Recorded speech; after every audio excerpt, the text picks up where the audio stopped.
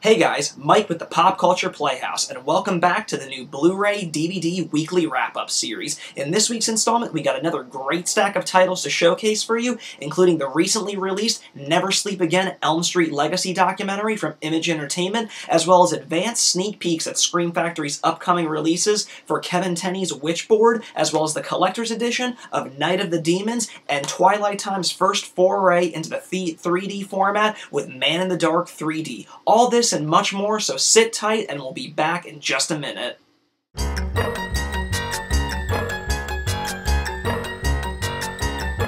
Alrighty guys, and welcome back to this week's episode of the Blu-ray DVD Weekly Wrap-Up video. The first title we're going to be taking a look at is the recently released Never Sleep Again Elm Street Legacy documentary, available now from Image Entertainment. Now this documentary was actually released back in 2010, but Image Entertainment has decided to give it a release on the Blu-ray format. For those of you that haven't gotten up on this documentary, it's really the end-all, be-all, most detailed, authoritative word on the Nightmare on Elm Street series.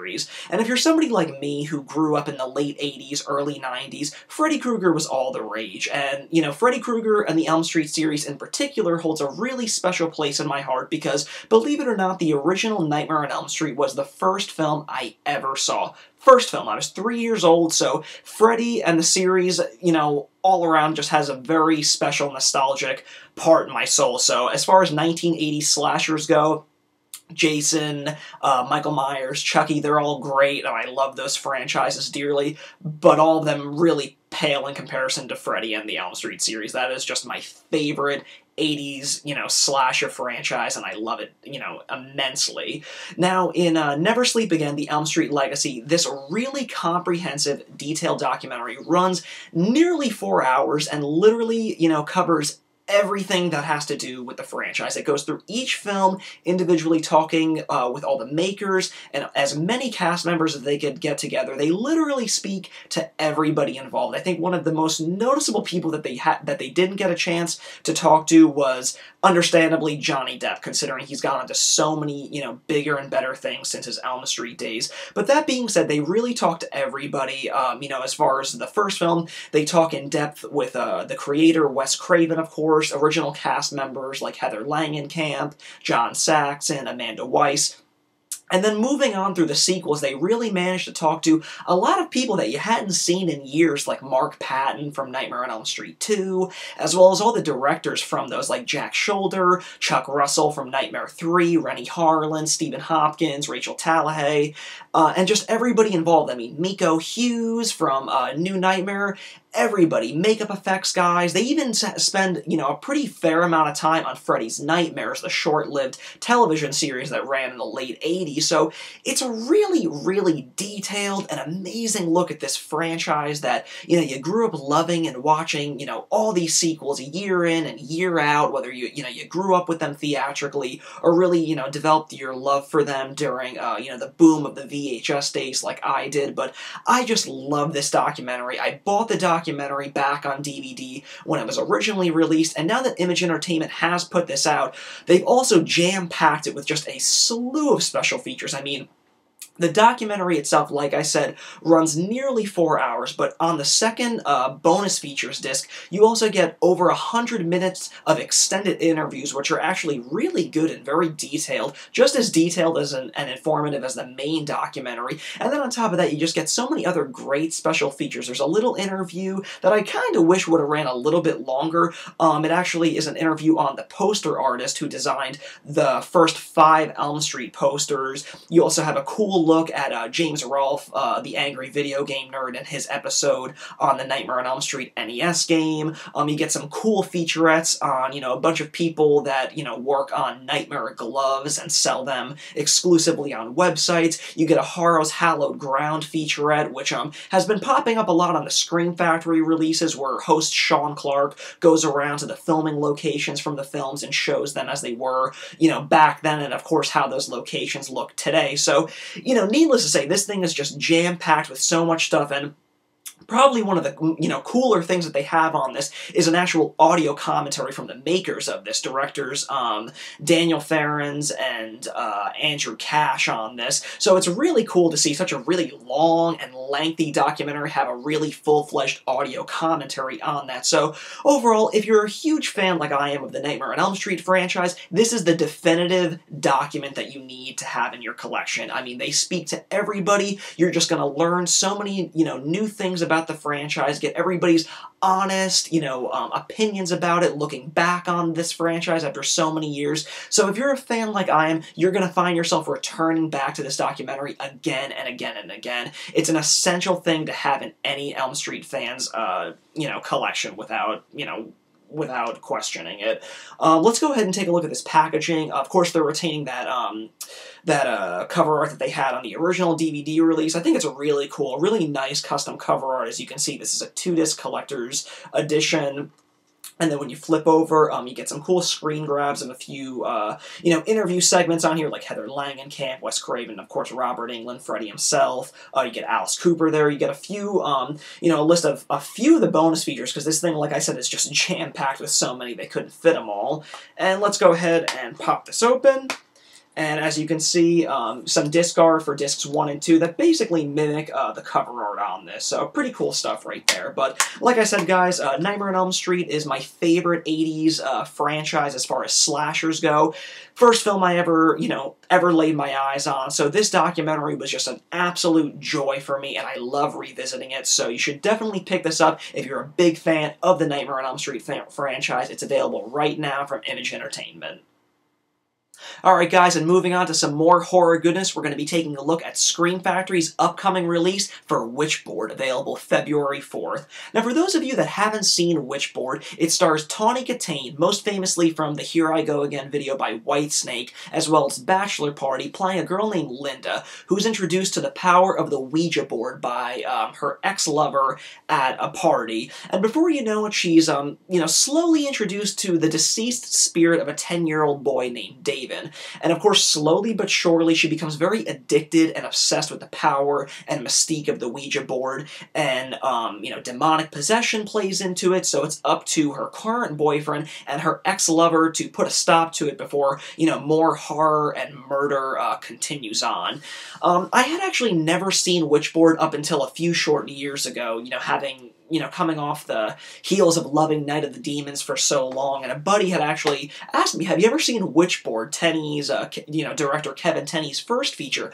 And I hadn't, so I picked it up, instantly fell in love with it. I think it was really just the whole mystique and fun, mythology behind the whole, Ouija board that, really sets, this story into play and really drives it home. It's a really well done, really technically well done and surprisingly very well character-driven story for what it is. It's got, like I said, very character-driven.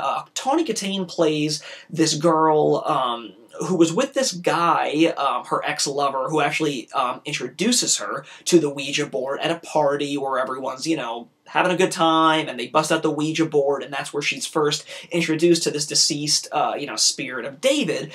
And, she slowly becomes obsessed with it, but, it's a rocky relationship because her current boyfriend and her ex-lover used to be best friends, and now she's kind of come in the middle of them and put this lifelong friendship between them. It's really kind of severed ties between them. So that's what I mean between, it's very kind of heavy and, much more character-driven than you would imagine for, kind of a late 80s horror movie. You're kind of expecting it maybe to be a little goofier, a little bit more lighthearted, but surprisingly, it's actually a really well-written and, motivations are, really cemented and really driven home, really, drives the narrative home, and it's really good in that sense. It's very surprising to see a film like this that really takes so much consideration and kind of, thoughtfulness into, developing the characters as much as Tenney did in that. But, don't get me wrong, this is still very much a horror movie, so there's a lot of, cool demonic possession, a lot of great imagery with the Ouija board, some cool, murder scenes with a hatchet and whatnot. So, like I said, there's some really great horrific stuff, but it's, really always bringing it back to a really cool, whole creepy vibe and the whole mystique and mystery behind this Ouija board. So I really enjoy Witchboard. I think it's really cool. You don't really see horror movies done on Ouija board or things having to do with that very often. But this film is actually really fun, and it's not talked about nearly as much as it should be. I think it's really great in that regard. As always, Scream Factory's picture quality on this is really great. I mean, there's minor cases of flakes and speckles that pop up in this, but nothing that ever intrudes on the overall enjoyment of the film. Colors are very vibrant, skin tones are very fleshed out, and black levels look really great.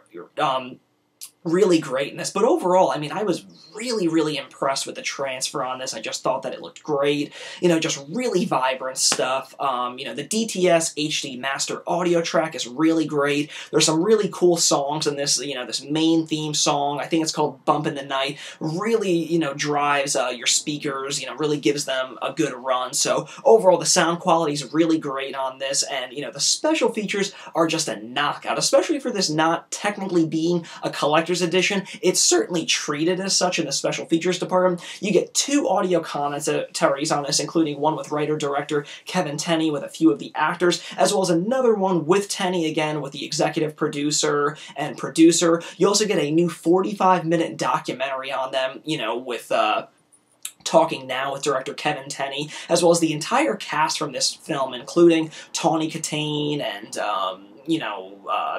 J.P. Loopson, who plays Malfader in this, which you'll learn about if you haven't seen it already. You also get tons and tons of vintage material, like vintage making-of documentaries from it, so it's a really cool, time capsule type piece. You also get theatrical trailers, TV spots, still galleries, and much more. So, as you can see, while this is not technically a collector's edition, they certainly treated it as such in the special features department, and they're just a real great, content to really sit through and check out, especially that 45-minute new retrospective. I had a great time watching that and learning about the whole history of the film and how the cast and crew view the film today. But let's go ahead and take a look at the cover art on here. As you can see, they retained the great one-sheet poster on there with the Ouija board and Malfader right there in the corner with that bloody axe. And then when you turn it over, you get some cool, screen grabs, the beautiful Tawny Katane right there with an axe in hand, as well as the list of special features.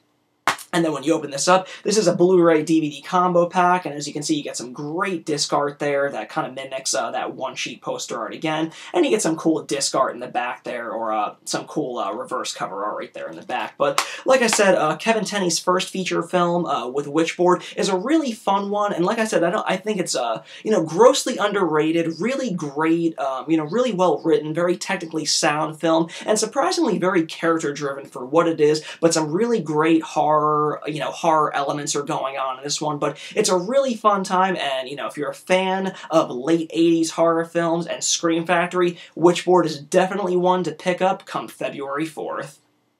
Alright guys, and following up with some more Scream Factory goodness, we're going to be taking a look at their collector's edition for Night of the Demons, also available on February 4th. Now for those of you that have never seen Night of the Demons, it stars Amelia Kincaid as a girl named Angela, who invites a bunch of teenagers over for a Halloween party at an abandoned funeral parlor named Hull House, once owned by a vicious mass murderer. Once the kids get there and they start partying hard, they decide it's a good idea to conduct a seance, and from there things go really badly for them, and demons just start popping up and inhabiting people and possessing people, and it just goes from 0 to 100, in seconds. Now, I really don't know what else I can say that hasn't been said about Night of the Demons. While this film is set on Halloween, and it's, absolutely essential Halloween viewing, for any horror fan that loves 1980s horror, I find Night of the Demons is a perfect horror movie for any day of the year, because it just oozes this really fun, addictive, personality and energy to it that, this is what a fun horror movie is. I mean, you got great characters, amazing special effects in it, a killer soundtrack. I mean, it's just got all the ingredients in it that, you walk away after 90 minutes and you're like, God, I just want to watch that again because there's just so much fun stuff going on in it. It's just a great movie, and for those of you that may not be aware, this is actually Kevin Tenney's follow-up to Witchboard, so, you know, while he even actually talks about this in the special features, which I'll get to in a little bit, he mentions how Witchboard he feels is, the better film as far as it being, you know, character-driven and whatnot, but, you know, he admits without batting an eyelash that Night of the Demons is arguably the more entertaining film, and I will absolutely agree with that sentiment. Night of the Demons is a highly entertaining film. It's actually, in my opinion, one of the most entertaining, you know, horror films from the 80s itself. I just think it's got a great atmosphere going on it, you know, setting on Halloween night. Like I said, the makeup designs are really great. The women are beautiful in this. You get Linnea Quigley popping in there, of course, you know, the scream queen of her day, from Return of the Living Dead. She's great. She's got a killer sequence in this that involves lipstick, which I'm not going to give anything away about that for those of you that have not seen this, but I really can't recommend, you know, the collector's edition of Night of the Demons any more than I have already. It's just a great film, perfect for Halloween viewing, and like I said, just perfect for any time. If you're a fan of late 80s, you know, horror, then I really can't see how many people could be disappointed with Night of the Demons. It's just a film that's really up my alley and, you know, really clicks with my sensibilities.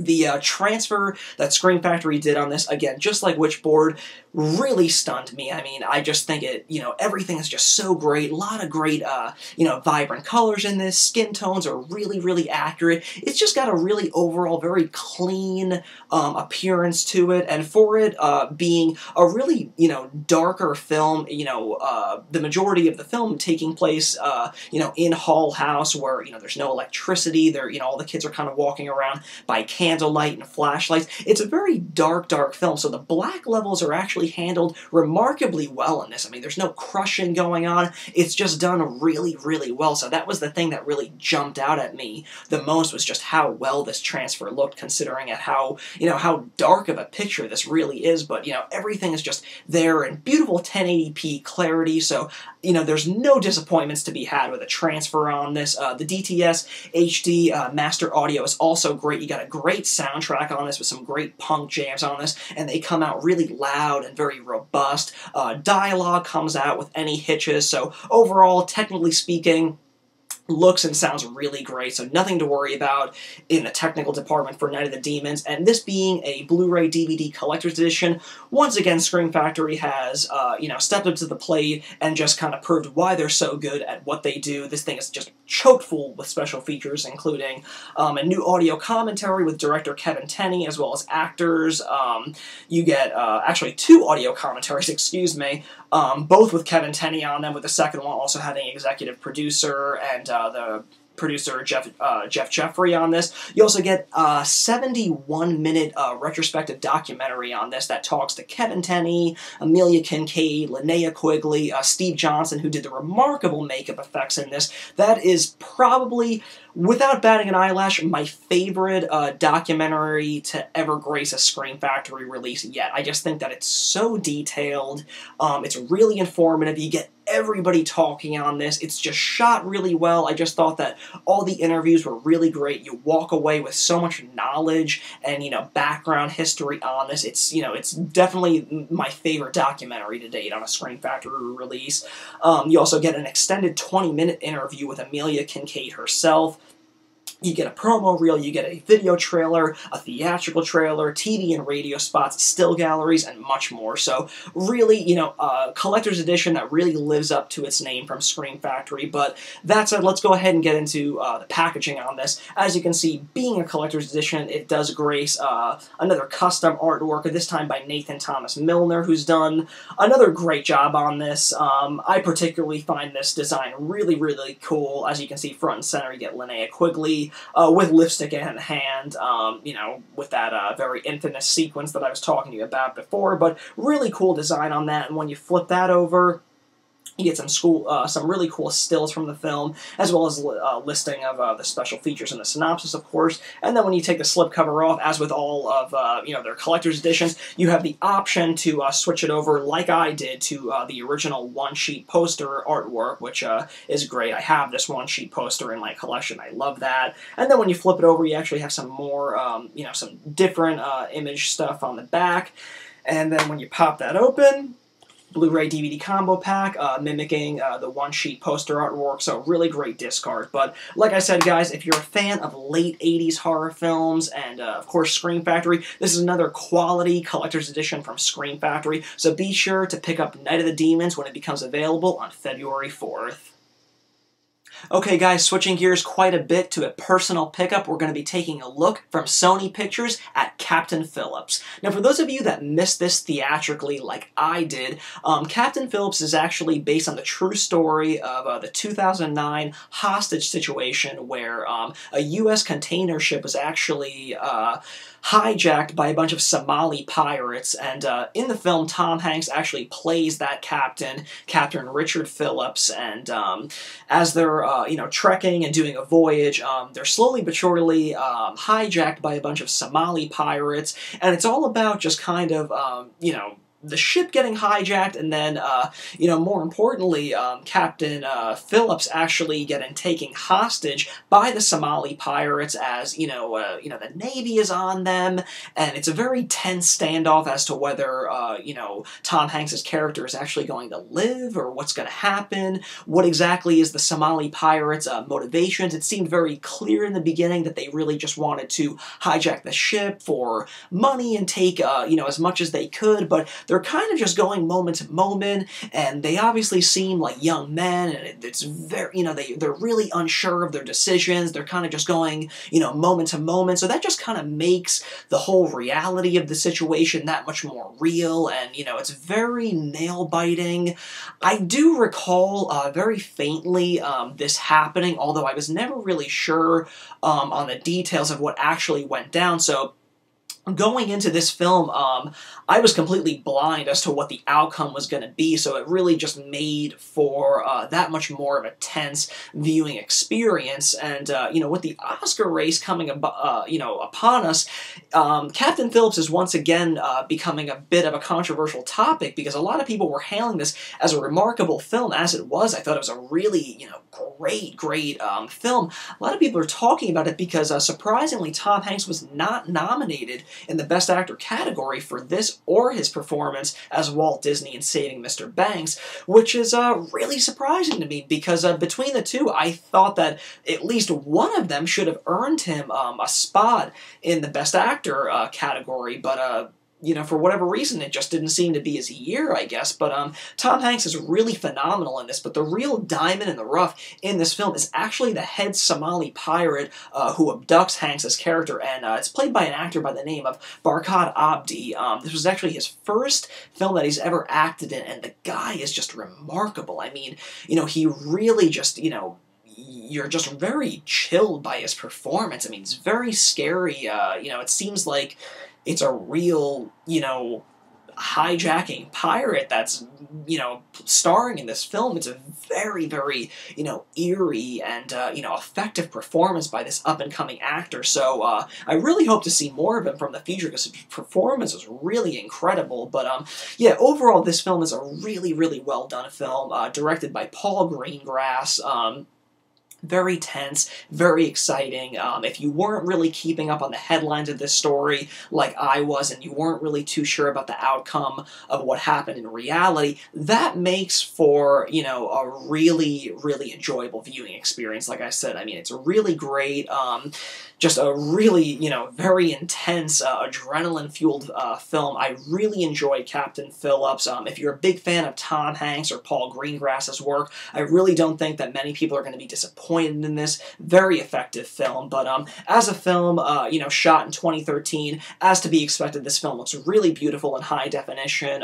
Colors are vibrant. All of this takes place, of course, on the sea, so, shooting in the bright sunlight, and then, of course, once it goes, to the nighttime sequences, and of course when they're in kind of like the engine room in the ship as, the rest of the crew are hiding from the Somali pirates. It gets very dark, but, black levels are handled incredibly well in this one. No crushing or, artifacting, anything in that case. It's a really spot-on, beautiful transfer. The soundtrack, of course, again, is beautiful for, a newer film, in this day and age. You also get some great special features in the form of a commentary by director Paul Greengrass, and a capturing Captain Phillips in-depth behind-the-scenes featurette, which is really good and informative. It runs about, over an hour. Paul Greengrass and Tom Hanks sit down for interviews, and there's a lot of fly-on-the-wall, stuff that, while they were filming it and whatnot. So really, really great, behind-the-scenes look at a really effective film. So for those of you guys that missed it during its theatrical run, definitely give Captain Phillips a look if you're looking for something, very nail-biting and very intense. This is definitely the way to go. Okay guys, and next up we're going to be taking a look at a very exciting title. It is Twilight Time's first foray into the 3D format with Man in the Dark 3D, available right now. In 1953's Man in the Dark, this film noir is actually about a mobster who gets away with a payroll of $130,000. Once he's caught, he's actually paroled to a team of surgeons that think that they can actually do him some good.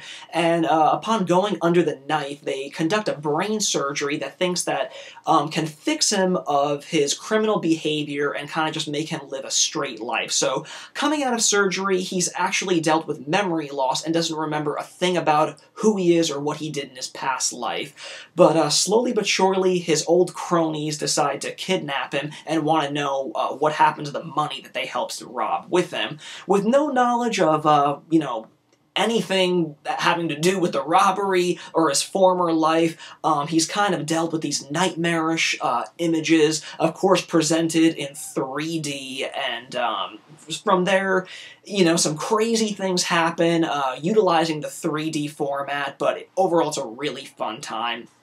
Now, contrary to popular belief, Vincent Price's House of Wax 3D was not the first film to be released by a major studio in 3D. It actually was Man in the Dark. This low-budget film noir cheapie was actually filmed amazingly in 11 days, and it actually premiered 2 days before House of Wax in 3D, believe it or not. Now, for it being, shot on such a dime and, just kind of, beating House of Wax to the punch, it's actually a wildly effective film in 3D. The black and white photography, really gives the film a lot of depth in the third dimension, and of course, this being the peak, the revolution of the 3D technology, they really go for a lot of 3D gimmicky gags. I mean, there's a lot of, everything in the book that you can think of when it comes to 3D gags. I mean, there's punches that go right at the screen, spiders crawling down from their cobwebs right at you. When the main mobster is going under the knife in the surgery, it's kind of from his point of view, and you just see a bunch of the surgeons and doctors kind of, putting scalpels and whatnot right at the viewer and stuff. Cigars, being put out right in the viewer's eye and what have you. So there's a lot of that gimmicky stuff going on, but it's really effective, and it works really well. It actually adds to the story, and it's not a hokey story by any means. This is actually a really well done film, although it's clocking in at just a little over an hour. It's a very breezy film, but really well done. There's some really great performances, living up to that great film noir, very gangster, snappy dialogue that goes on in all those great noirish films. But Man in the Dark was a real surprise for me. I had never heard of it, but when Twilight Time announced that this was going to be their first 3D film, I did a little research on it, and it sounded right up my alley, and it didn't disappoint in the slightest. Film noirs are what I dig. The black and white photography looked really great. The 3D was really effective, and I think it still stands up really well today, surprisingly.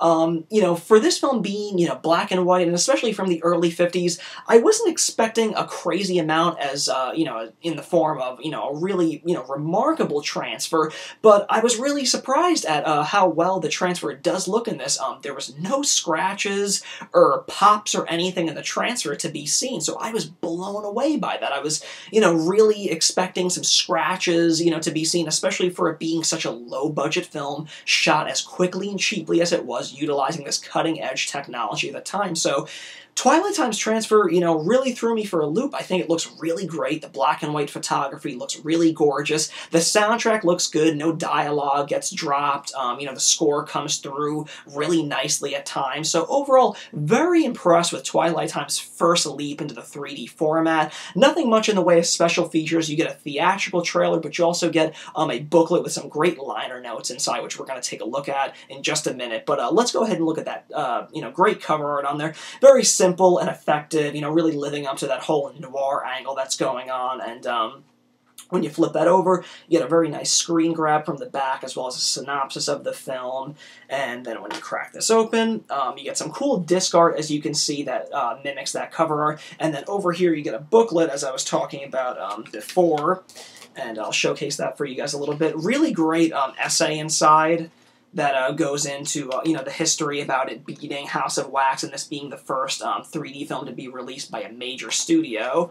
Going on some really cool, screen grabs from the film. And then on the back, you get a cool poster art, with the roller coaster in the back, which is a cool climatic scene that takes place in the finale, utilizing that, the early 3D technology with the character being on a roller coaster and stuff. So really effective, but overall, Man in the Dark 3D was a really nice surprise as far as an early, 3D experiment, utilizing the film noir subgenre, so it was really great. So if this is up your alley, I would definitely recommend you guys scooping it up now from Twilight Time, and bear in mind that, like all Twilight Time titles, these are limited to only 3,000 copies, so if you're on the fence and if you're at all interested in Man in the Dark 3D, be sure to pick it up before you're left out in the dark.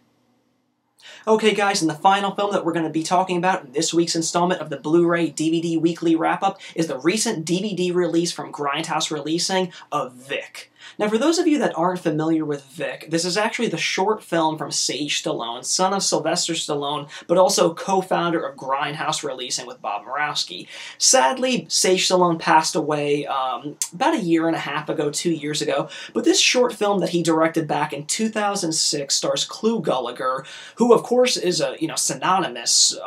The guy's, resume goes on, for days. I mean, he's appeared in so many great films, including Nightmare on Elm Street 2, Return of the Living Dead, but, he's got his start, back in, the 50s, the 40s, on so many great Western serials and television programs. A phenomenal character actor. His son John actually went on to direct the Feast films, as well as Piranha 3 Double D. But in Sage's short film, Vic, Clu Gulager is actually playing a character named Vic, who's very reminiscent of his real-life self. He's an aging Hollywood actor who doesn't have many roles left in him. He's just kind of an older man who's kind of down on his luck, and he really doesn't get parts that often.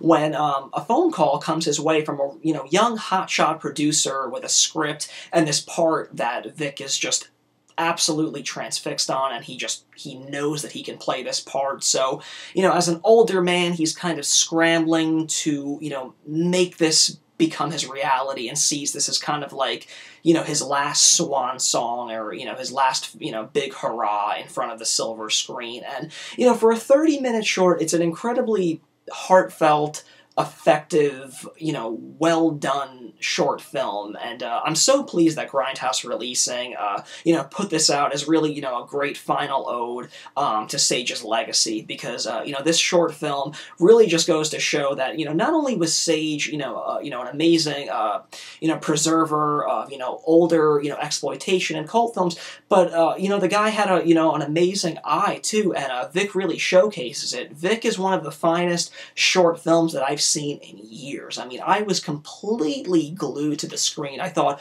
Clu Gulager did an amazingly, heartfelt, emotional performance. It was just an amazing thing. And I think that the reason it's so effective is because, he related to it so much. I mean, it's, it really more or less is, Clu Gulager playing, a slightly fictionalized version of himself, and I think that that comes through so much in the performance. It's amazing. So, you know, for a half-hour short, I mean, it's really great, and I mean, your eyes are just going to be glued to the screen, and Clu Gulager just, you know, he commands every single scene that he's in. It's an amazing short, and I'm really thrilled and pleased that Grindhouse Releasing put this out as kind of, you know, a final, you know, send-off for Sage's great legacy. And if this was the only, you know, actual film that Sage left behind, it's a hell of a film to leave behind, and, you know, an amazing starring vehicle for Clu Gulager. But, on this, you do get, some special features, including, Vic's montage, cast and crew bios, and a Clu Gulager interview that Sage himself actually conducted. It's a great, another heartfelt interview that runs about 15 minutes, but really good stuff. But let's go ahead and look at the packaging. As you can see, this is released in a DVD snapper case, which I haven't seen in years, but I imagine with this being a short film, you know, probably was for budgetary reasons, but it was very surprising getting this in the mail, because I can't even remember the last time I saw a snapper case. But, you know, very cool, very effective, simple cover art there. And then when you flip this over, you get some cool screen grabs from the film itself. And then when you crack this open, you get some disc art that, you know, kind of, you know, again, mimics the cover art. And then over here, you got a great shot of, you know, the character Vic walking his dog in the film. But like I said, I mean, it's a really wonderful short film. And, you know, if you guys are a fan of Grindhouse Releasing and really loved what Sage did, I highly, highly recommend that you guys check out his short film for Vic. It's an incredible film and an amazing starring vehicle for Clu Gulager, so definitely check it out from Grindhouse Releasing. It's available right now. Okay guys, well that concludes this week's video for the Blu-ray DVD Weekly Wrap-Up series. Thanks again for tuning in, and be sure to stay subscribed to stay up to date with all the latest videos. Also head over to mikespopculture.com to check out my most recent written reviews for upcoming titles like Universal Studios' Blu-ray release for Dallas Buyers Club starring Matthew McConaughey, as well as the recent release from Millennium Entertainment for Frankenstein Created Woman, and Dario Argento's latest directorial effort in Dracula 3D. Also, check out the website within the next week to week and a half for a slew of upcoming written reviews, including the special edition DVD release for Synapse Films' Real Zombies, as well as the latest Peakorama double feature from Vinegar Syndrome that includes Deep Roots and Starlit Nights. We also have the upcoming Impulse Pictures features for Sex Hunter 1980 and Nurse Girl Dorm's Sticky Fingers. You also have DVD upcoming titles for Unidentified and The Adventurer, The Curse of the Midas Box. All this and so much more, so check out mikespopculture.com to stay up to date with all the latest stuff. Thanks again for tuning in, guys, and we'll catch you in a future video.